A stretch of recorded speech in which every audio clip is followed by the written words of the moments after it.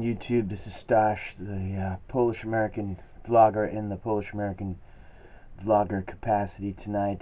I have hopefully a good topic for you to stimulate some thought and feedback, and that you'll hopefully forward to your friends or make similar vlogs, blogs, and YouTubes of. I'm talking about the fact that the contribution of the Poles, and actually I'm going to add to it the Polish Americans, in particular, a couple of men I'll mention, has been totally suppressed and ignored. I mean, U.S. history, academia, and the media basically just say that Poland was easily defeated, and even that, which was a rumor by, I believe, the fascist Italian media, that the Poles were, that they rammed tanks with horses. This has been a part of American life and view of World War II. The Polish contribution, which was very significant, has been ignored and let's say maybe suppressed. All right, I say suppressed. Some might say suppressed. Shall say. There's a must-read book if you're Polish or Polish American. You've got to get a hold of No Greater Ally. Right here. All right, let's see if you can get a good look. No Greater Ally, by a Kenneth, last name Koskodan. I'll leave his name in the line notes. This is the untold story of Poland's forces in World War II. At the end of World War II, Poland was betrayed by the Allies and handed over to the Soviet Union. In the final victory over Germany, the millions of men and women who fought for their freedom for 6 long years were abandoned to Soviet domination. So the Americans were what, in the war for about maybe 4 years. Poland was in for 6. And then they were again suppressed. And they lived under communism, basically. Which was, so the war didn't end for Poland. Okay, so Poland's final betrayal has been largely ignored by the world, and the true story of Poland's role in the war internationally obscured for decades, and it remains largely untold. So I'm quoting from No Greater Ally. That Poland was the 4th largest Allied military force deployed during the war. Poland is the only nation to have been involved at Leningrad, Arnhem, Tobruk, and Normandy. So they had a valiant but doomed defense of Poland in 1939. Members of the armed forces fought shoulder to shoulder alongside the Allied forces. At home, Poles set about creating the most active and effective resistance force of the war. When Germany invaded the Soviet Union, Polish soldiers held in gulags even put together an army to help beat back the Germans. So that was the fate of Poland. As you may or may not know, on Victory Day, the Poles weren't allowed to march. And recently it was D-Day. I don't think there was any mention of them. This has been a huge fact. Now, they were not allowed to march at Victory Day, which was what I was just saying. I've said that in my other vlogs. I can't state that enough. So they served, and they couldn't march because it might offend our Soviet ally.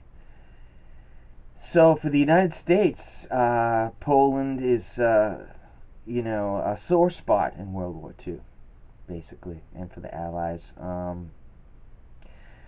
We're recently just celebrating D-Day, it's been said, and I think this is so, and this is not something that is discussed, is that some have said that was not a great idea. The Germans held that you don't attack to force a well-held territory like that. That landing was ridiculous. And the war could have been won in other ways. It's been said by Poles themselves and admitted by Germans sources that if the Allies, the French, had hit the flank of the Germans, the war would have never got going. So Poland, there's no way they could handle Germany, and especially when they were in a two-front war, it was extra impossible. Because don't forget, they were sandwiched by the Soviets, Russians, and the Nazi Germans on this side, so it was impossible to win. But it's been said that there could have been other ways to handle this D-Day that was recently celebrated, but this is forbidden talk, just like it is to really bring up Poland in World War II. Because I'm having this vlog now, and I'll tell you, you should, if you're Polish or Polish American, get this book and read and talk to people about it, because this is never going to be rectified in the West. Okay? I don't think so. I doubt it. There's been some Poles who've made some great YouTubes talking about different information, like about the victory during 1920, the so-called Miracle of Vistula, where the Poles had a victory against the Soviet Russians at that time. But that's very unknown. There's a book, Red Star, White Eagle, by Norman Davis that covers this topic. Virtually pretty much unknown in the States. So this is essential book. Get it. Get a hard copy. Get it maybe on Amazon, Kindle, Audible, or whatever Barnes and Noble has.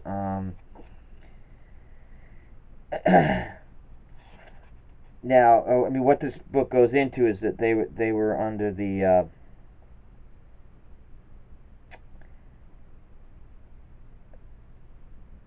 they were in some of the most difficult, if not the worst battles. The Bridge Too Far, Parachute Brigade, debacle. I'm going to go into that. But needless to say, for instance, you might have seen I was excited. I'm on the vlogs here. This is Stash, the Polish-American vlogger, and I'm so excited. There's a movie coming out about the 303 Koskodan Squadron. Hey, thank God, it's good to get a word in about it. But, since then, I've seen the film. It was, in my opinion, a good film, but pretty watered down.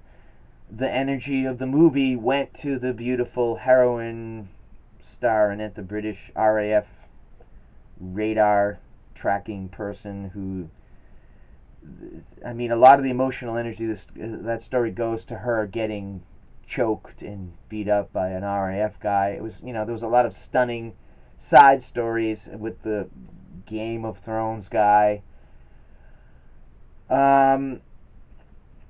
It's not really the strongest appearance for the Poles and what went on. They were the best squadron of World War II. And people don't like to really admit it. They'll kind of argue about it. Some British people who are cool will straight out be very thankful of them in the Battle of Britain, which was the most sophisticated air war ever, as far as I'm concerned, and they had the most kills in it. They had already lost a lot of people. They had their families all killed, so they took the highest risk. I once talked to a guy from Canada who said he loved the Poles because they went up in front and volunteered every time. So it was I don't want to use the word suicide, but that's what it was like. They were, their homeland was all blown away. This is all unknown. I can remember being, in high school, college, whatever. It's just one line about the Poles. That's it. They were eradicated. And that's just not true history. World War II history in America is pretty infantile. I mean, it's a Tom Hanks Pearl Harbor kind of thing. I mean, there's no easy way around that. I've seen a lot of people who don't like Poles make some, interesting counter arguments and this and that. But the general thing is that their valor and contribution was great and very much unknown. Their contribution to the breaking of the codes, the Enigma, is virtually unknown. In fact, there's a movie, Enigma, with the attractive woman from Titanic, and it shows that the Polish guy betrays Bletchley Park to the Germans or something because of Kachin, which is another sore spot because the Kachin massacre was done by the communists of Russia at the time, and it was covered up over here. I mean, with the Poles and the Polonia, which is the Polish immigrant group in the United States, the diaspora to the United States, found out from the Germans that this illegal massacre of Polish officers in the Kachin Forest, which wasn't even the only one. This is also pretty unknown. So,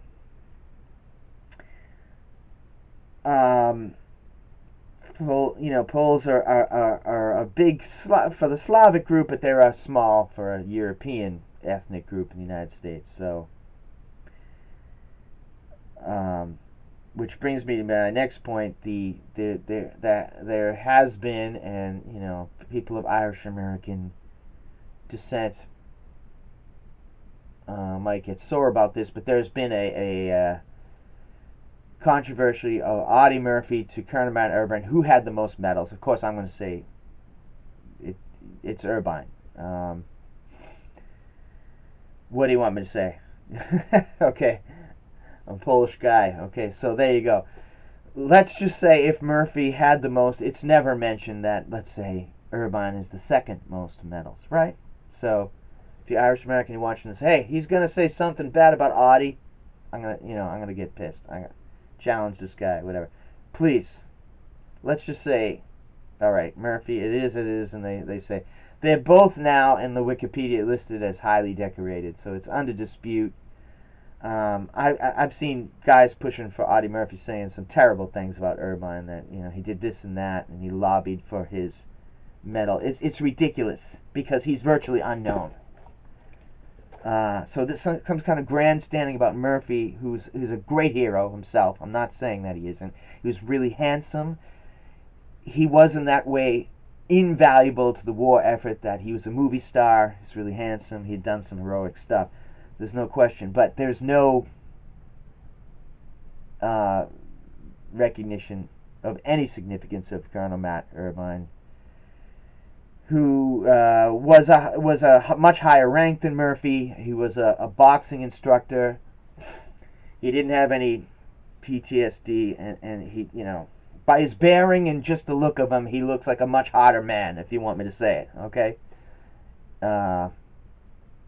And people say, I have a YouTube up that's saying comparing them. Well, my point in that is, let's be frank. Also, there's a continuing kind of shift in World War II propaganda, and there's a lot of things that are kind of forgotten about it. And veterans clubs across the country are closing, and it's a volunteer force, and it's changing. Okay, I don't mean to get off topic, but in other words, the vets, it's not quite. It's a lot of fanfare about it, and yet they're not getting quite their due. I mean, you might notice the parades on Memorial Day and different days are getting smaller. What can I say? The Polish situation for World War II is not much different than the Vietnam vets, I think the country by and large, and the Brits went through some of this, they they wanted the Russians to do a lot of the fighting.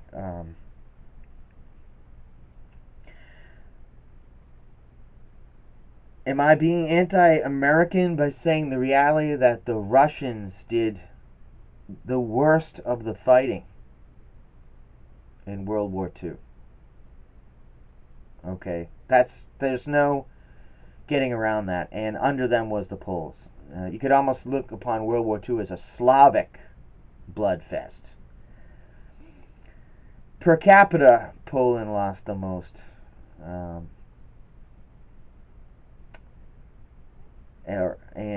But the Russian losses are astronomical. I've heard it recently been said, look, the British were fighting on the continent way before the U.S. got there. So, I mean, the greatest generation, the guys who remain, are tough. They'd be like, shut up, shut up, we did it. The big red one. I mean, yeah.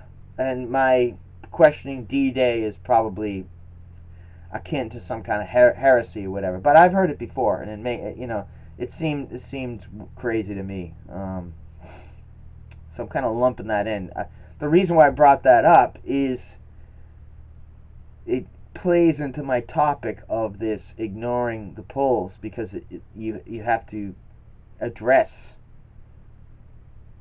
some of the World War II.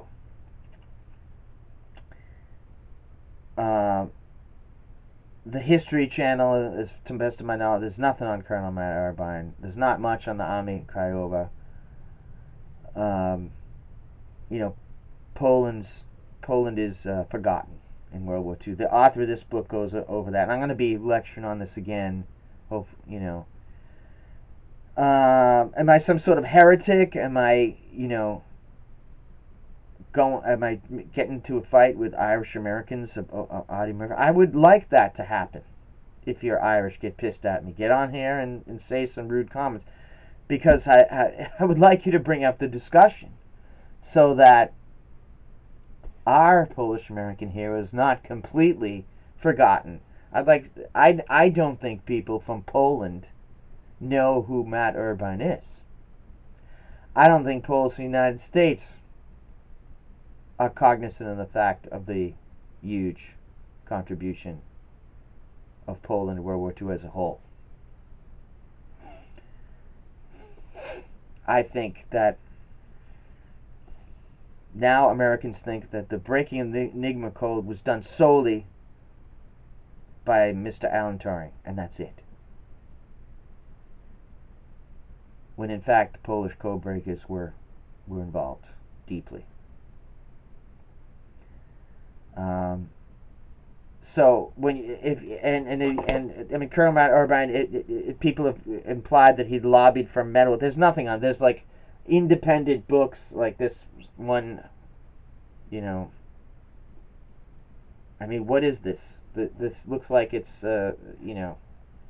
There's no Simon and Schuster, Macmillan, huge London and New York publishing houses with any book out about Colonel Matt Irvine. And there has in some recent years been some,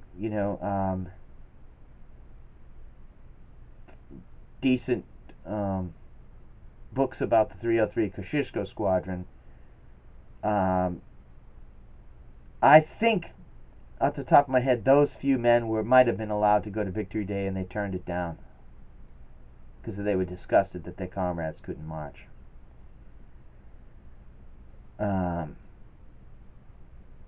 No one in America is going to tell you that the best of the best squadron was 303 Kosciuszko Squadron, and this latest movie is not going to make any difference. And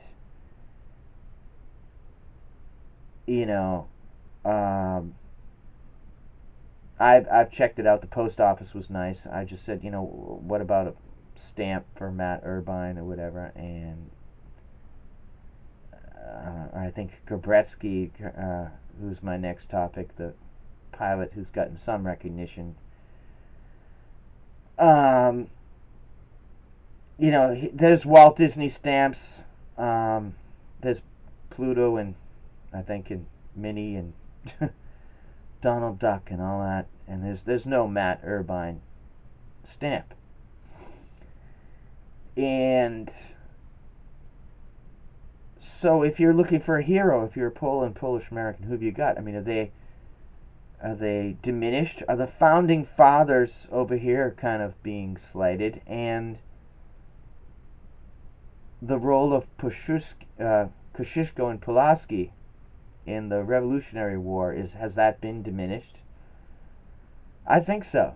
Yeah, I think this type of history now is unpopular. It's a history of identity now.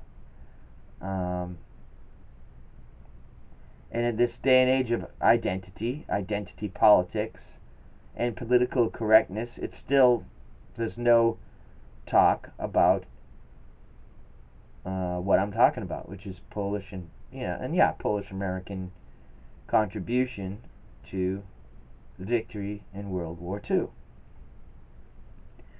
course, I went off topic, giving my opinion about D-Day. Don't let that distract you. That's not my main point. That's just I'm not from the Army War College. I'm just giving my opinion of what I see as this big celebrated thing, because you might start to question the way that war is presented in America now. Alfred McCoy, I believe his name is, the author of books such as The Politics of Heroin, a really suppressed book, has more recently written a book which escapes me, but I'll leave it in the liner notes, talking about the downside of the military industrial, and we now add the word congressional complex, in that he tells the story of his dad, who was a World War II man himself. He and his neighbor were, I believe, on the war hero level, and they both rose high up in the company, in the establishment, and I think his dad more or less took his own life via drinking, and the nearby neighbor, who was a best friend and also involved in the war, took his own life by gunshot. So, and there's the VAs. Look at what I'm saying is there was a cost too here in America, although the body count of about 750,000 is dwarfed by the European nations and China and Japan and whatnot. So the massive media power of the United States can have a big effect. I don't think Britain's been able to even put up, massive movies of a soap opera type like Pearl Harbor or whatever. That changed the perception, because let's face it, most people don't go to the war.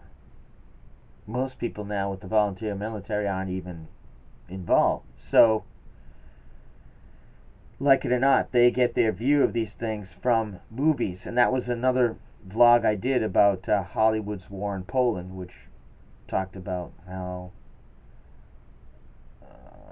in a time of great need, Poles were portrayed as fools, bad guys, or madmen, or totally ignored in Hollywood. They had made a comedy movie during 1944, which was the time of the Warsaw Uprising, I believe also the Jewish ghetto uprising, around the same time period, where those people in Poland were really suffering, and it wasn't included in Hollywood. Rising 44 was a heroic effort by the Army Craiova Underground to take on the Germans, which of course it was suicidal. The Soviets, who are America's ally that we never want to defend, were across the river near Warsaw, and they never came to help. They could have. So,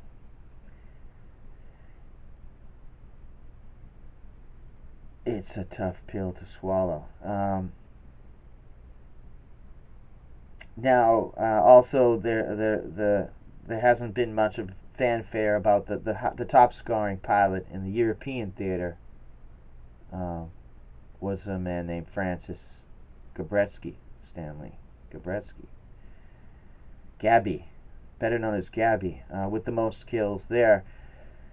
He is relatively known to air combat enthusiasts, and he has an airport and so forth, but there's no Baba Black Sheep for him, which that was good that American Indian guy Bowington got one. Good for him. But that was indeed a very escapist show with Robin Conrad, even though it was really good. I've seen it in the reruns or the whatever, but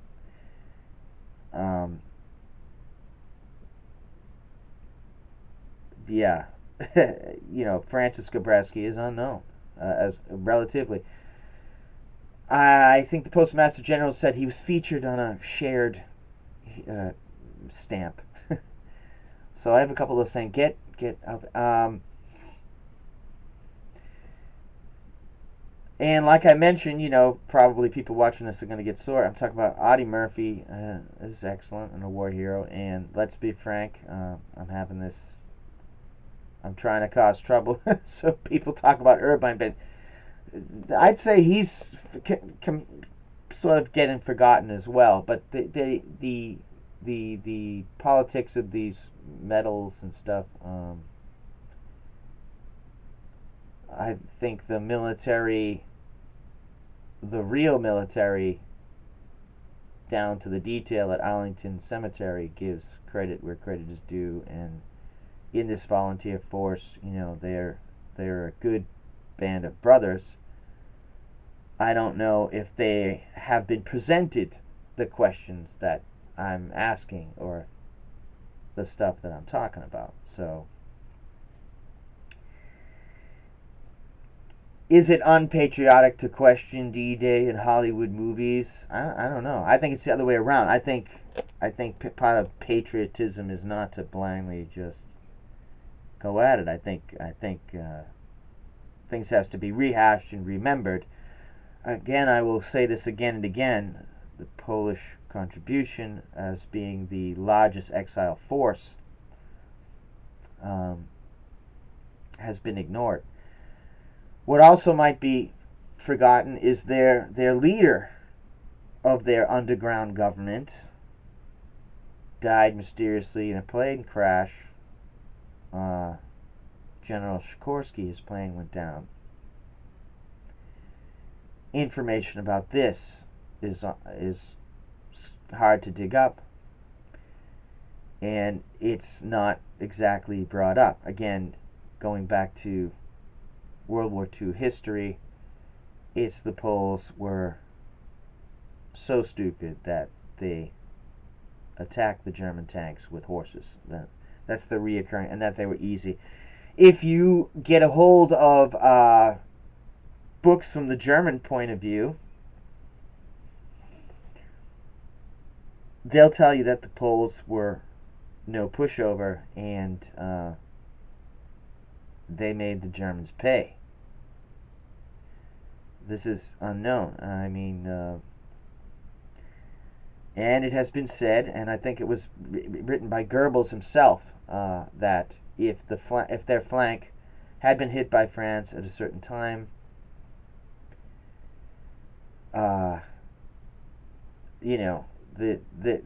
this thing that became World War II might have got stopped. It's also been said that this was one big civil war.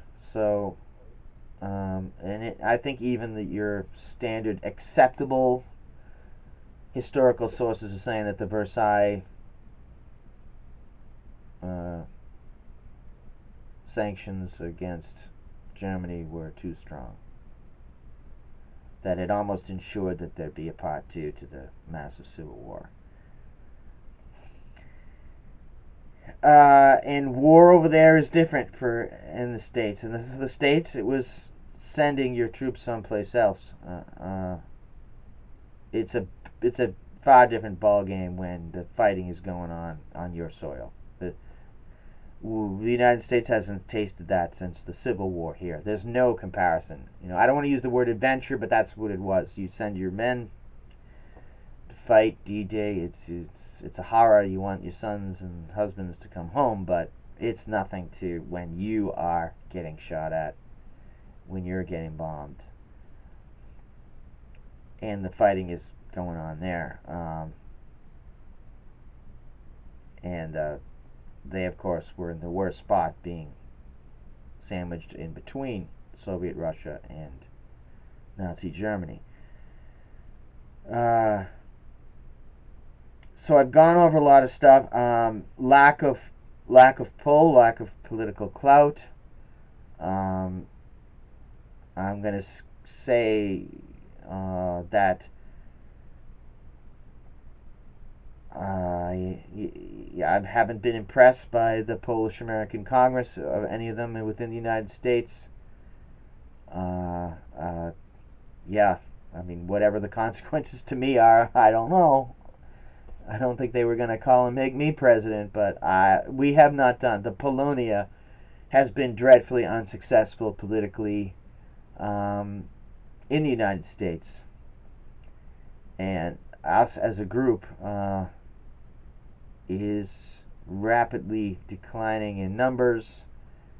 The Polonia, the Polish group, has been tied almost 100% to the Catholic Church, which is in decline.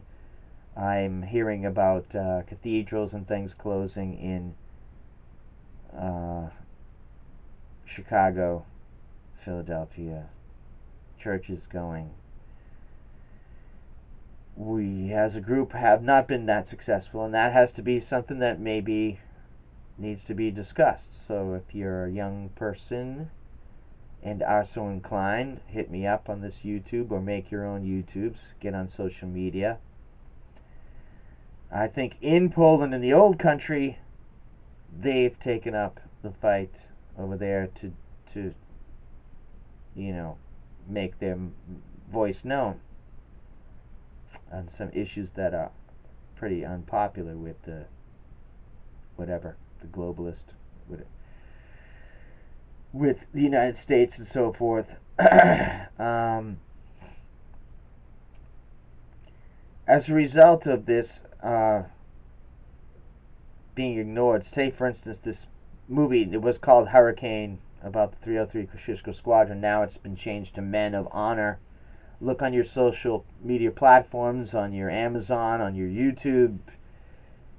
It has no mention of Poles or Polish in that. So keep that in mind. Keep that in mind about Yalta, where the powers left Poland behind the Iron Curtain. Keep it in mind that Poles weren't allowed to march on Victory Day. What I'm driving at is the Poles voted tak, yes, for the EU. Now they want to camp Trump.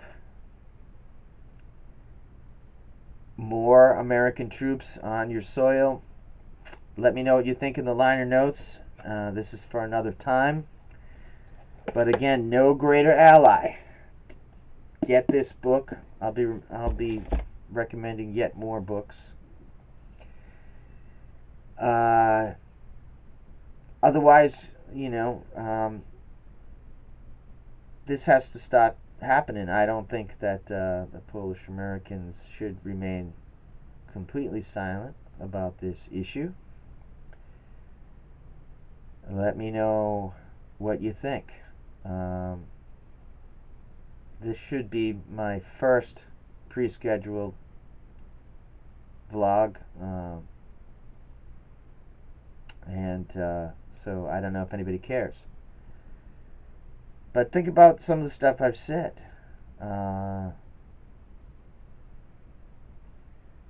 Poles aren't a part of World War II in America, right? Let's be brutally frank, and will never be. Will never be.